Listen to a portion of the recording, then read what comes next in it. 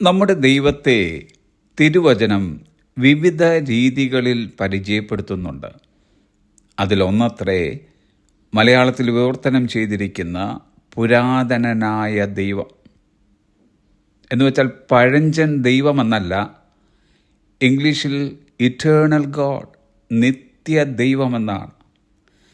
മോശ ഈ ദൈവത്തെപ്പറ്റി പറയുന്നത് ആവർത്തന പുസ്തകം 33-ാം അധ്യായം 27-ാമത്തെ വാക്യം, നിത്യനായ ദൈവം നിന്റെ സങ്കേതം, കീഴേ ശാശ്വത ഭുജങ്ങളുണ്ട്. ഈ വാചകം ദൈവത്തിൻ്റെ കാലാതീതമായ സ്വഭാവത്തെ ഊന്നിപ്പറയുന്നു. സമയത്തിൻ്റെ പരിമിതികൾക്കപ്പുറം അവൻ്റെ അസ്തിത്വം എടുത്തു കാണിക്കുന്നു. മോശ തൻ്റെ മരണത്തിനു മുമ്പ് ഇസ്രായേൽ മക്കളെ അനുഗ്രഹിക്കുകയാണ് ആവർത്തന പുസ്തകത്തിലൂടെ. ദൈവത്തിൻ്റെ മാറ്റമില്ലാത്ത സാന്നിധ്യത്തെയും സംരക്ഷണത്തെയും കുറിച്ച് അവരെ മോശ ഓർമ്മിപ്പിക്കുകയാണ്. ഈ നിത്യ ദൈവമാണ് നിങ്ങളുടെ സങ്കേതം.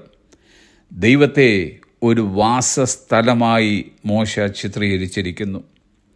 ഈ സങ്കല്പം മോശ 91-ാം സങ്കീർത്തനത്തിൽ ആവർത്തിക്കുന്നു.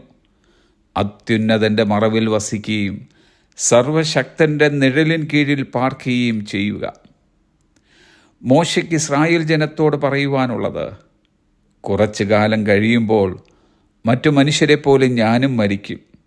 എന്നാൽ ഞാൻ സേവിച്ചു പോരുന്ന ദൈവം മരിക്കുന്നില്ല, കാരണം അവൻ നിത്യ ദൈവമാണ്. 91-ാം സങ്കീർത്തനത്തിൻ്റെ 2-ാം വാക്യത്തിൽ മോശ പറയുന്നു, he is from everlasting to everlasting. അവിടുന്ന് നിത്യത തുടങ്ങി നിത്യത വരെയുള്ളവനാണ്, ആദിയും അന്തവുമില്ലാത്തവൻ. അവൻ ആദിയിൽ ഉണ്ടായവനല്ല, ഉണ്ടായിരുന്നവനാണ്. ഈ നിത്യനായ ദൈവം തൻ്റെ ജനത്തിന് സ്ഥിരമായ അഭയസ്ഥാനമാണെന്ന് ഉറപ്പിച്ചും ആവർത്തിച്ചും തിരുവചനം പറഞ്ഞിരിക്കുന്നു.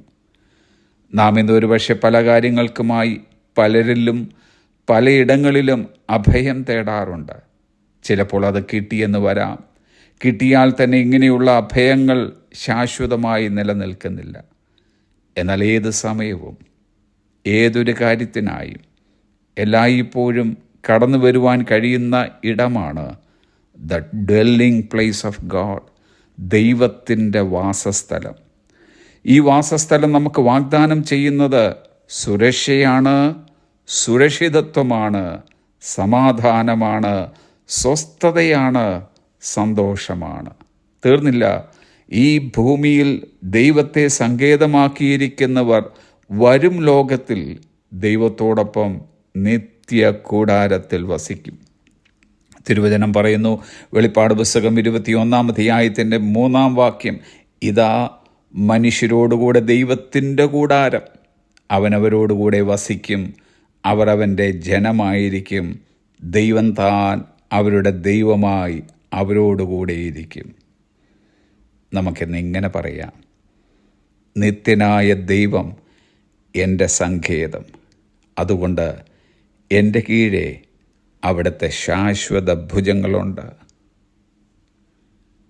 Have a blessed day.